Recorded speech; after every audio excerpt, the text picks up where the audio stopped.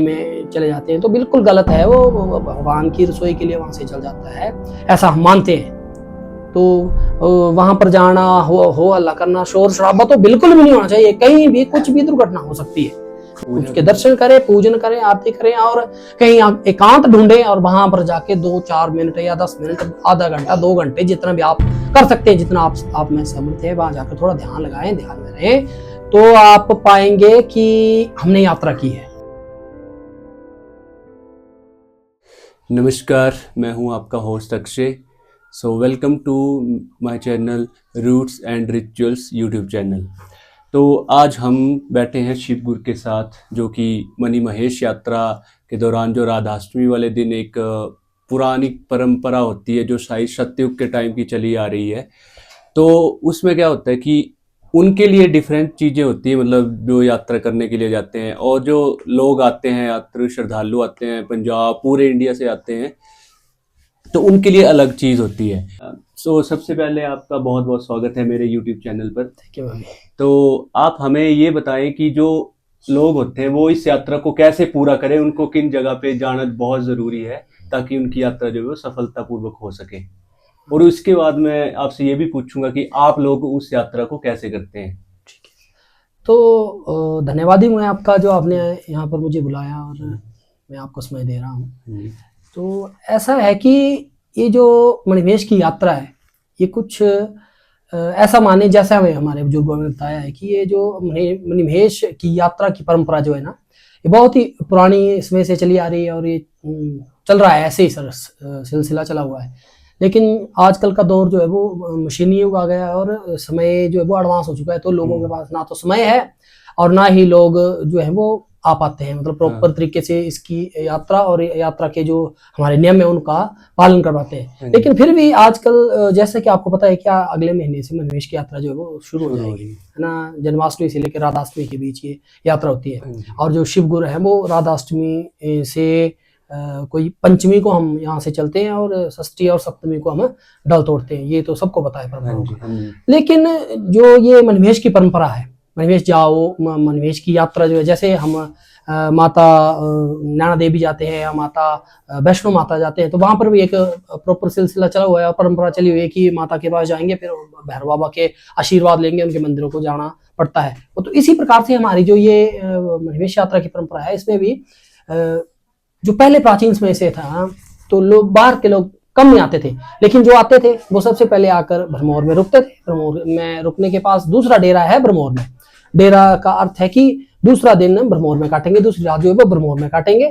और भरमौर में काटने का महत्व ये है कि भरमौर में रहकर वो ऊपर भवानी माता जाएंगे, भवानी माता जाकर वहां पर स्नान करेंगे, पूजा अर्चना करेंगे और माता से आशीर्वाद देंगे कि माता हमारी यात्रा को, अब जो पैदल यात्रा है इसके बाद शुरू होगी, तो उसको पूर्ण करना। और जो रास्ते थे उसमें वो काफी कठिन थे ना, भवानी माता के बिना मतलब ये यात्रा पूरी बिल्कुल बिल्कुल बिल्कुल बिल्कुल ऐसा है कि भवानी माता जो है वो एक हिसाब से जो है वो मोहर लगाती है कि आपकी यात्रा हुई है, शुरू हुई है। इससे पहले भरमौर तो आओ, भरमौर एक नगर है, वहाँ टूरिस्ट भी आते हैं, पर टूरिस्ट की तरह यहाँ पर आना जो है और टूरिस्ट की तरह यात्रा करो तो फिर वो तो उसका महत्व ही नहीं रह जाता, उसका महत्व ही नहीं रह जाता है। लेकिन जो आओ प्रॉपर भरमौर में आकर 84 जाओ, वहाँ पर मत्था वगैरह टेक के फिर भवानी माता के पास जाओ, वहाँ पर मतलब स्नान करके माता से इजाजत लेकर और माता का आशीर्वाद लेकर फिर वापस 84 आकर भोले शंकर के दर्शन करो, महादेव मंदिर जो है वो वहाँ पर जाकर दर्शन करो और वहाँ के बाद आपका जो कार्यक्रम आगे का शुरू हो जाता है। मतलब कहने का भावार्थ ये है कि जो भवानी माता है ये अभिन्न अंग है भरमौर में और मणिमहेश यात्रा के लिए। भवानी माता जाना ही पड़ेगा और श्रद्धालुओं को भवानी माता के दर्शन करने पड़ेंगे, वरना तो यात्रा का कोई फायदा ही नहीं रह जाता है। क्योंकि भवानी माता एक वरदानी है और माता को वरदान है महादेव का, शिव शंकर महादेव का, कि जो भी यात्री आएगा उसकी यात्रा तभी पूर्ण मानी जाएगी, उसको यात्रा का पूर्ण फल तभी मिलेगा जब वो भवानी माता की दर्शन करेंगे तभी। तो ऐसे तो आते हैं टूरिस्ट की तरह, जाइए आप घूमिए फिरिए, उसका कोई महत्व ही नहीं है। और मेरे हिसाब से तो आजकल ना बड़ा जो हमारी पीढ़ी, युवा पीढ़ी, हम ही हैं, हम तो नहीं बोल सकते, पर जो हमारे जैसे ही हैं वो आते हैं, खाना पीना किया, हो अल्लाह किया, अल्लाह गुल्ला किया, और अल्लाह गुल्ला करके ऊपर सीधे मणिमहेश गए, नहाए, डुबकी लगाए और वापस चले गए। तो बोलते वो कि यात्रा का महत्व नहीं है। जैसे कि बोलते कि मणिमहेश वाली साइड ऐसे शोर शराबा भी नहीं करते, भजन भी बिल्कुल नहीं बिल्कुल गाते बिल्कुल बिल्कुल बिल्कुल। जो हमारा मणिमहेश जो है वो एकांत वास था ना। महादेव जब दुनिया की चकाचौंध से और हाहाकार हल्ला गुल्ला से परेशान हुए थे, तो महादेव वहाँ गए थे। वो सीट ऑफ लॉर्ड शिवा है, और वहाँ पर वो स्थान केवल भक्ति के लिए है, भक्ति के उद्देश्य से ही वहाँ जाना चाहिए, और बिल्कुल शांतिमय ढंग से, ना जयकारे ना नारे हो, कुछ भी इस कुछ भी प्रकार नहीं। का वहाँ पर वर्जित होना चाहिए। लेकिन आजकल जो है वो ट्रेंडिंग काम चले हुए हैं, रील बनाओ, वीडियो बनाओ, ये फलाना करो, ढिमका करो, तो इसी के चक्कर में चला हुआ है सारा कुछ। पर चलो, मैं इतना नहीं कर सकते हम, मैं मानता हूँ, लेकिन ये है कि यात्रा के जो पद चिन्ह हैं, हाँ, उन चिन्हों पर चलो। यात्रा का जो पूर्ण मतलब एक रास्ता है। नियम है, रास्ता है, उसी प्रकार से आओ, भवानी माता के दर्शन कीजिए, आगे जाएं। फिर हटसर में अगर आप रुक सकते हैं तो रुके, ना रुक सकते हैं तो वहां पर गौरी शंकर मंदिर है। उसके बाद महादेव की महादेव रूप में पूजा बंद हो जाती है। हटसर पहुंचने के बाद महादेव की महादेव रूप में पूजा होनी बंद हो जाती है। उसके बाद हटसर के बाद महादेव की पूजा गौरी शंकर के नाम से होती है, और महादेव की पूजा नाभि जो है, नाभि के ऊपर हिस्से की होती है, और ये जो नाभि से ऊपर का हिस्सा है भगवान का, वो अर्धनारीश्वर है, और वहां पर गौरी और शंकर दोनों की पूजा इकट्ठी हो जाती है। अच्छा। वहां पर सिर्फ हम महादेव की पूजा नहीं करते, गौरी शंकर की पूजा करते हैं, क्योंकि वो स्थान महादेव का है, और महादेव के स्थान में माता भी विराजती है। हाँ। जैसे हम अमरनाथ जाते हैं, अमरनाथ में भी गौरी शंकर की पूजा होती है, लेकिन वहां पर लिंग रूप में पूजा होती है। महादेव की पूजा होती है, गौरी माता की वहां पर पूजा नहीं होती, वहां पर लिंग रूप में पूजा होती है। लेकिन यहाँ जो है वो गौरी शंकर मतलब महादेव और माता पार्वती दोनों की पूजा होती है। हरसर में है गौरी शंकर मंदिर, वहां पर जाइए, आप मत्था टेकिए, जो भी है आपका मन्नतें हैं, और महादेव से आशीर्वाद लीजिए, और आगे की जो पैदल यात्रा है उसको शुरू कीजिए। पैदल यात्रा जो है वो प्राचीन समय में जो रास्ते थे बड़े कठिन थे, दुर्गम थे, झाड़ियों से होकर जाना पड़ता था, पहाड़ियों से होकर जाना पड़ता था, पगडंडियों से, कहीं पर रास्ता नहीं था, उस हिसाब से ऊपर चढ़ते चढ़ते चढ़ते चढ़ते तो दंछों में जाकर डेरा लगता था। तो उस 3, 4 या 5 किलोमीटर का जो स्पैन है, उस स्पैन को पूरा करने के लिए लगभग 7 से 8 से 9 घंटे लग जाते थे, तब जाके वहां पर पड़ाव डालते थे। लेकिन आजकल क्या है, रास्ते बने हुए हैं, प्रशासन काफी अच्छा सहयोग कर रहा है मणिमहेश यात्रा के लिए, तो रास्ते अच्छे हैं, सुगम है, तो लोग एकदम से ऊपर चढ़ जा रहे हैं, और आप चढ़ भी सकते हैं, अगर आप में सामर्थ्य है तो आप ऊपर चढ़ सकते हैं, इसका कोई वो नहीं है। लेकिन आगे जाकर भी जो हमारा धनछो है, धनछो घोड़ी है, धनछो घोड़ी में मंदिर है, उस मंदिर का आप फेरा लगाएं, ऐसे चक्कर काटते हैं, उस फेरा उसकी परिक्रमा करें। परिक्रमा करने के बाद वहां पर मतलब आप मत्था टेक सकते हैं। उसके बाद धनछो जो फुहारा है, धनछो जो झरना है, उस झरने का आपको नजदीक नहीं जाना है, दूर से ही जहां तक उस झरने का ना पानी की छींटे आपके ऊपर आ रहे हैं और हवा आपके ऊपर आ रही है, वो हवा लेनी है आपने, और जो पानी के छींटे आपके ऊपर पड़ने चाहिए। जो पानी के छींटे का अर्थ ये नहीं है कि बिल्कुल आगे चल जाना है, क्योंकि आगे जाएंगे तो वो जो है वो मंदिर मतलब महादेव वहां पर अपने आप को 6 महीने के लिए छुपाए हुए थे, तो वो अपने भस्मासुर से, बिल्कुल बिल्कुल बिल्कुल भस्मासुर से आप अपने आप को छुपाए हुए थे, तो वो खींचता है, अपनी ओर खींचता है फुहारा, तो उसके ज्यादा नजदीक नहीं जाना है, दूर दूर से ही उसकी फुहार लीजिए, जैसे हम शावर लेते हैं उस तरह का एक शावर लीजिए, और अपने तन मन को पवित्र करके ऊपर की ओर चल दीजिए।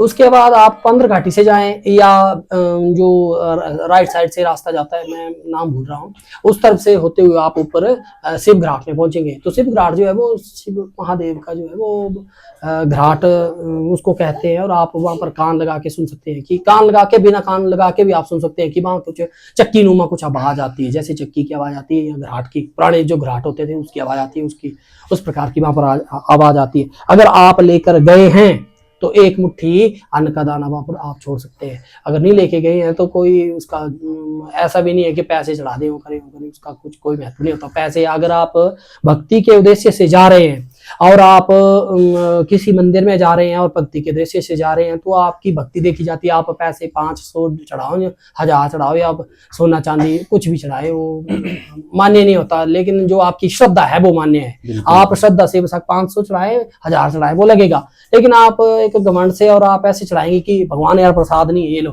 500, तो वो 500 किसी भी मतलब ना खाते नहीं जाते। उसके बाद शिव घाट में पहुंच के आप उसको सुन के और ऊपर चलते हैं, ऊपर चढ़ते हैं। उसके बाद बाद 2 रास्ते, एक भैरव घाटी से होता हुआ, एक जो है वो ऊपर से भैरव घाटी के ऊपर से परे से आता है। तो हम तो भैरव घाटी से होते हुए आते हैं ना, तो हम तो चले हैं, अब हमारा तो परंपरा है कि भैरव घाटी से होते हुए जाना पड़ेगा ना। आप लोग शुरू से कैसे करते हो ब्रह्मपुर से? मैं आपको इसको मतलब एक पारंपरिक यात्रा को अलग करके एक जो नॉर्मल वे है, एक नॉर्मल आदमी कैसे जा सकता है उसके बारे में बता रहा हूँ, उसके बाद में आपको बताऊंगा। तो भैरव घाटी के होते हुए तो ऊपर अगर आप औरत हैं, अगर आप स्त्री हैं, आप लड़की हैं, तो आप गौरी माता के दर्शन करके वहां पर गौरी कुंड है माता का, वहां से जल लेकर आप स्वच्छता से, अगर स्वच्छ हैं आप और नहाए धोए हुए आप घर से ऊपर की ओर गए हैं, तो आप वहां पर स्नान कर सकते हैं। तो स्नान करके जो आजकल देखने में आ रहा है, गंदे वस्त्र बहुत फेंकती है ना, औरतें फेंक रही हैं। बिल्कुल, वस्त्र तो कभी भी किसी भी यात्रा में आप जा रहे हैं, ये एक मिथ बनाया हुआ है लोगों ने कि जो यात्रा और जो उसकी परवी का जो वस्त्र है उसको फेंक देते, उसको लगाते नहीं। मैं कहता हूँ आप उस वस्त्र को ले जाइए, घर में रखिए, वो घर में आपके किसी भी मतलब ऐसे सोच लो कि आशीर्वाद रूप में है वो वस्त्र। तो गौरीकुंड में स्नान करने के पश्चात जो आदमी है, गौरा माता का वहां पर मंदिर है, वहां पर जाकर पूजा अर्चना धूप टिक्का कर सकते हैं और वहां से ऊपर की ओर आप चल सकते हैं। पर आजकल देखने में आ रहा है कि लोग जो है ना, वो औरतें, छोटी बच्चियां, बच्चे, आदमी बिना नहाए हुए, बिना धोए हुए ऊपर कमलकुंड की ओर जा रहा है। तो मैं बिल्कुल आपसे विनती करता हूं और आपको अपील भी करता हूं और आपको एक चेतावनी भी देता हूं कि उस तरफ ना जाएं। उस तरफ जाना बिल्कुल वर्जित है। महादेव के जो शिखर है उस शिखर के साथ हाथ लगाना बिल्कुल वर्जित है। तो आप तो पैर में जूते डाले हुए जा रहे हैं, बिना धोए, हाथ मुंह धोए हुए जा रहे हैं, बिना नहाए हुए आप ऊपर कमलकुंड बिल्कुल मैं पानी भी नहीं छूते हैं। बिल्कुल कमलकुंड का जो पानी है वो, खैर ये कमलकुंड जो है वो अस्तित्व में आया या ना आया, इस पे अपवाद है, कई सारे विवाद हैं, मैं इस पर नहीं जाऊंगा। लेकिन मेरा मानना है और हम सब चेलों का ये मानना है कि कमलकुंड का ना तो पानी छुए, ना ही उस पानी के साथ टच करें, ना ही जो कमलकुंड की सीमा है। कमलकुंड बहुत बड़ा है, लेकिन जब हम यात्रा पे जाते हैं तो उसका पानी जो है वो नीचे पहुंच गया होता है। लेकिन कमलकुंड का जो पानी है वो ऊपर तक आता है ना, एक झील है वो। लेकिन देखते हैं कि पानी नीचे है, तो विद जूतों के साथ ही वो नीचे कमलकुंड की उस सीमा में और नीचे तराई में चले जाते हैं। तो बिल्कुल गलत है, वो भगवान की रसोई के लिए वहां से चल जाता है, ऐसा हम मानते हैं। तो वहां पर जाना, हो हल्ला करना, शोर शराबा तो बिल्कुल भी नहीं होना चाहिए। कहीं भी कुछ भी दुर्घटना हो सकती है। मैं इस बात को बड़े सालों से और बड़े पहले से आपको बता रहा हूँ कि कमलकुंड जो है वो हो हल्ला करने के उद्देश्य से और रील्स बनाने के उद्देश्य से अगर जा रहे हैं ना, तो बिल्कुल ना जाएं। और कमलकुंड जा भी रहे हैं तो हल्ला तो बिल्कुल भी ना करें। अगर आप ऐसे हर हर महादेव भी बोल रहे हैं तो मन में बोले, हर हर महादेव मन में बोले। आप जोर से हर हर महादेव भी ना बोले। वहां पर आपकी श्रद्धा ही आपका जो है वो भक्ति है, आपकी श्रद्धा ही आपकी भक्ति है। आपका जो हो अल्लाह शोर शराबा है और जो नौटंकी है वो आपकी भक्ति नहीं है। वो मतलब वो लेखे में ही आएगी, लिखने में ही नहीं आएगी कि वहां कहाँ आप यात्रा आप 4 धाम की करें, यात्रा आप किसी भी करें। तो मैं तो कहता हूँ शोर शराबे की यात्रा और भक्ति में और शोर शराबे में जमीन आसमान का फर्क है। शोर शराबा करे, भजन कीर्तन और ढोल की ढमरू ढम, कुछ नहीं होता। ये भक्ति जो है और ये जो यात्रा का उद्देश्य होता है वो अपने तन मन और शरीर, तन मन और अपने आप को, अपनी चेतना को, बुद्धि को पवित्र करना होता है। तो चेतना और बुद्धि पवित्र तब होगी जब आप मन में चिंतन करेंगे। मन में चिंतन करो तो मैं राम हूँ, वरना सब पानी पानी। तो उस तरफ ना जाएं। इसी ते मणिवेश जो है लेक की तरफ आप जाएं, लेक की परिक्रमा करें। लेक के अंदर ना जाएं, लेक से पानी लेके, जल लेके बाहर आप स्नान कर सकते हैं। और मैं प्रशासन से भी ये उम्मीद कर रहा हूँ कि इस बार जो है वो प्रशासन पानी को बाहर के लिए निकाले और उसके लिए अगर किसी भी प्रकार का कोई लीगल इशू है या कोई भी जो बोलते हैं देव नीति का कोई इशू है, इस पर हम लिख के देने को तैयार हैं कि ऐसा कोई भी प्रावधान नहीं है और ऐसा किसी भी पुस्तक में नहीं लिखा है कि आप मणिवेश में जाकर स्नान करेंगे। स्नान आपका है ही नहीं, स्नान है आपका शिवक्रोत्री में। मणिवेश लेक में किसी का भी स्नान नहीं है और करते भी नहीं थे बिल्कुल। स्नान मणिवेश लेक में सिर्फ चेलों का है और किसी का स्नान नहीं है। स्नान है शिवक्रोत्री का। शिवक्रोत्री में आप स्नान करें, शिव जो डल लेक है उसमें आकर आप परिक्रमा करें, महादेव की पिंडी जो चमुखी पिंडी है उसके दर्शन करें, पूजन करें, आरती करें, और कहीं एकांत ढूंढें और वहां पर जाके 2-4 मिनट या 10 मिनट, आधा घंटा, 2 घंटे, जितना भी आप कर सकते हैं, जितना आप में समर्थ है, वहां जाकर थोड़ा ध्यान लगाएं, ध्यान में रहें, तो आप पाएंगे कि हमने यात्रा की है। और अगर आप हो हल्ला करके जाएंगे और ढोल डमरू करते जाएंगे और ऊपर जाकर बस कुछ ये जो पुराने रिचुअल्स हैं इनका अगर आप पालन ना करते हुए सीधे जाएंगे और नहाए धोए और लेक में गंद बंद डाल के वापस आ गए, तो आप पहचान नहीं पाएंगे कि आप मणिमहेश में यात्रा करके आए हैं। और मेरा ये दावा है, मैं आज ये आपके माध्यम से बोलना चाहूंगा, मेरा ये दावा है, अगर आपको महादेव देखने हैं, महादेव को ढूंढने का, महादेव को देखने का ना सबसे आसान जरिया है मणिमहेश यात्रा। बिल्कुल। महादेव आपको साक्षात दर्शन देके जाएंगे और आपके आंखों से आंसू ना आ जाए तो आप मेरे को पूछना। मैं शिवनी का रहने वाला हूँ, ब्रह्मौर में मेरे घर है, शिवनी का मैं रहने वाला हूँ। जब मर्जी तब आप मेरे से पूछ सकते हैं कि मेरे को महादेव नहीं दिखे, मेरे को बता, तो मैं उनको दिखाऊंगा, उनको दर्शन कराऊंगा महादेव के। हालांकि मैं कोई साधु बाबा या कोई कुछ भी नहीं हूं, मैं एक साधारण सा इंसान हूँ, लाड़ी वाल बच्चे वाला इंसान हूं मैं। मेरा इसमें कोई वो नहीं है कि मैं बड़ा बड़ी एक तपी पुरुष हूँ और बड़ा तप करता हूँ, मैं बड़ा योगी हूँ, भोगी हूँ, मैं कुछ नहीं हूँ। मैं फिर भी मैं इसके बावजूद आपको बोलता हूँ कि बस 10 मिनट आप वहां पर ध्यान लगाएं, और आपकी आंखों से अगर आंसू की बरसात ना हो तो मैं लिख के देता हूं, मैं मतलब ना अपनी चोरी डालना छोड़ दूंगा, मैं चेला बनना, मैं चेला नहीं बनूंगा, मैं कहने का भावार्थ ये है कि मैं 84 जाना छोड़ दूंगा।